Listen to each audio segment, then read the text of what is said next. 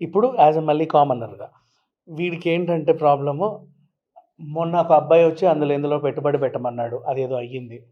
ఇంకొకడొచ్చి అదేదో కొనమన్నాడు. అదేదో అయ్యింది. తర్వాత ఇంకేదో పెట్టా ఇదేదో అయింది. అమ్మో! ఇంక ఎందులో పెట్టే ఓపిక మాకు లేదు బాబు. మేమేదో మా బంగారమో లేకపోతే భూమో కొనుక్కుంటాం. మాకు అవే తెలుసు. అక్కడక్కడ పెట్టుబడి పెడుతుంటే ఎత్తేస్తాము. ఈ మ్యూచువల్ ఏందో కొత్తగా వచ్చింది నాకు తెలీదు. ఎందుకు పెట్టాలి? అలా వ్యాపారంలో నేను ఎందుకు భాగస్వామ్యం అవ్వాలి? రేపు ఆ కంపెనీలు ఎత్తేస్తే నేను ఎక్కడికెళ్ళాలి? మంచి ప్రశ్న. ఇప్పుడు బేసిక్‌గా ఒక మాట మాట్లాడుకుందాం అండి.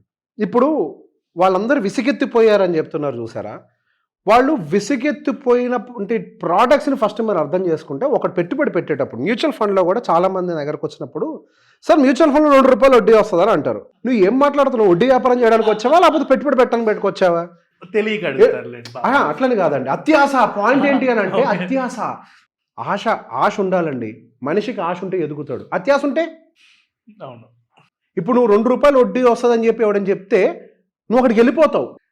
నా పాయింట్ అర్థమవుతుందా? ఇప్పుడు నువ్వు రియలిస్టిక్ రిటర్న్ మీద నువ్వు దృష్టి పెడితే, సార్ రూపాయి వడ్డీ వస్తాయండి, ₹1 వడ్డీ వస్తాయేంటి, మనది సెక్యూర్డ్గా గ్రో అవ్వాలి అన్న మైండ్ సెట్ ఉంటే నీకు నీ అభిప్రాయం నీకు వచ్చి ఉండేది కాదు. కానీ నువ్వు ఏం ఆలోచిస్తున్నావు? నేను ఒక ₹1,00,000 పెట్టుబడి పెడితే ₹2 ఇస్తావా, ₹3 ఇస్తావా, ₹4 ఇస్తావా? ఇది వ్యాపారమా పెట్టుబడా? పెట్టుబడి ఎట్లా పెరుగుద్ది?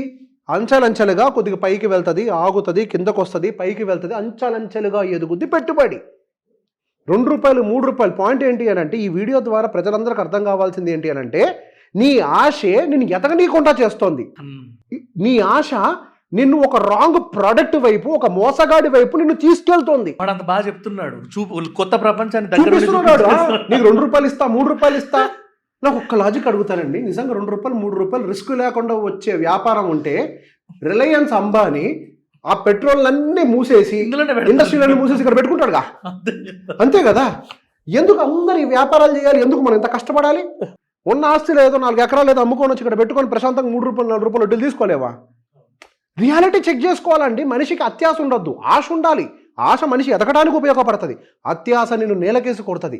ఇప్పుడు మీరు గమనిస్తే మోసపోయిన వాళ్ళందరూ టీవీల ముందరకు వచ్చి, మీడియా దగ్గరకు వచ్చి, పోలీస్ స్టేషన్లకు వచ్చి మేము మోసపోయాం అంటున్నారే.